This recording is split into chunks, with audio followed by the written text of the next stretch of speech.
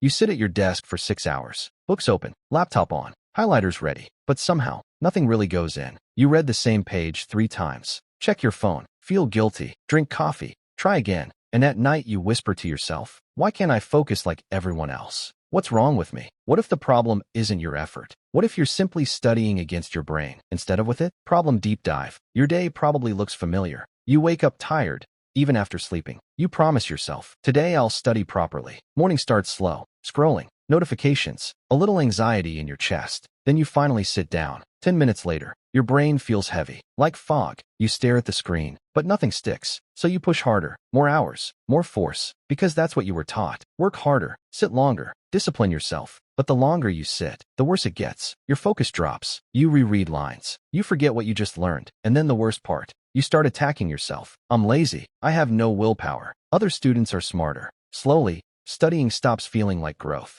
It feels like punishment. So your brain starts avoiding it. You procrastinate. Not because you don't care. Your biology fights back, fatigue, but because your nervous system associates studying with pain. This is called task aversion conditioning in behavioral psychology. When effort repeatedly feels stressful or unrewarding, your brain learns, stay away. And now, even opening your book feels heavy. But here's the quiet question. What if nothing is wrong with you at all? Reframe. You're not bad at studying. You're not undisciplined. And you're definitely not stupid. Your brain is doing exactly what it evolved to do. Protect energy. Avoid threats. Seek rewards. That's it. Your brain isn't built for 6 hours of forced concentration. It's built for short bursts of effort, followed by rest, movement, novelty, feedback. When you try to study like a machine, boredom, procrastination, not flaws, signals, like your brain quietly saying, this method isn't natural. So maybe the goal isn't to push harder. Maybe it's to study in a way your brain actually accepts. But how? Psychological mechanism. Let's slow this down. Your brain has 2 main systems when learning. The prefrontal cortex, focus, logic, planning, and the limbic system, emotions, survival, energy control. Think of it like this. The prefrontal cortex is the driver. The limbic system is the fuel manager.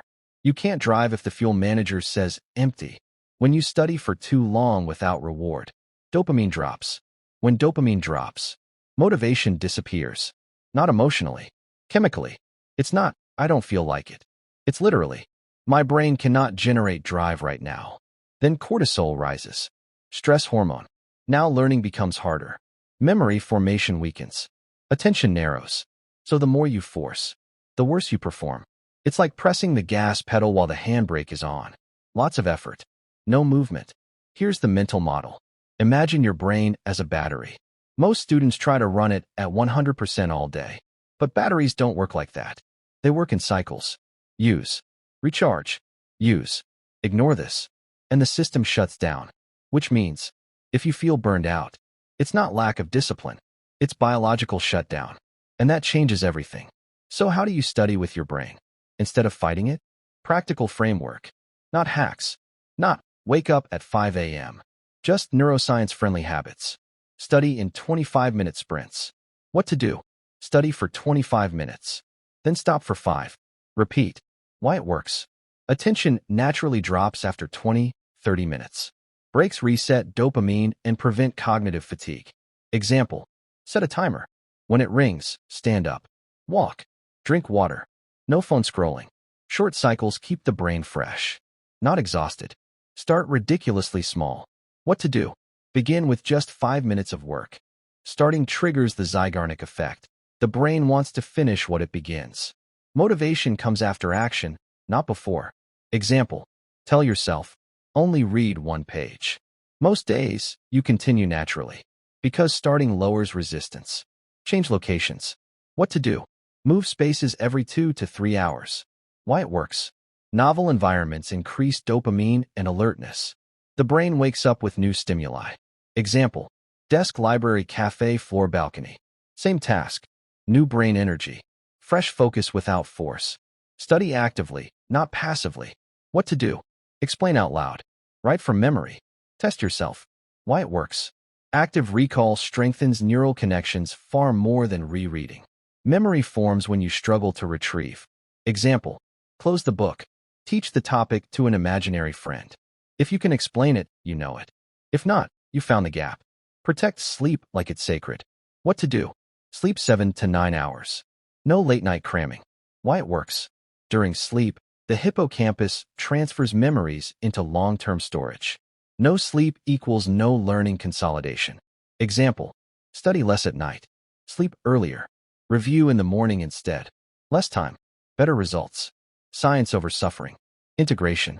So here's the simple truth. Studying isn't about willpower. It's about energy management. Think of yourself like an athlete. Athletes don't train 10 hours straight. They train, rest, repeat. Because growth happens during recovery. Your brain is the same. Short sprints. Real breaks. Active learning. Sleep. You're not weak. You're human.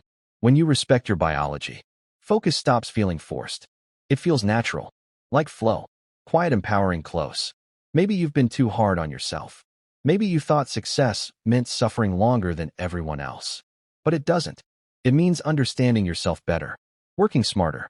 Gently. Consistently. Not fighting your brain, but partnering with it. So tonight, don't promise 8 brutal hours. Promise 25 honest minutes. And another tomorrow. And another. Small steps. Calm progress. Because the students who win aren't the ones who punish themselves.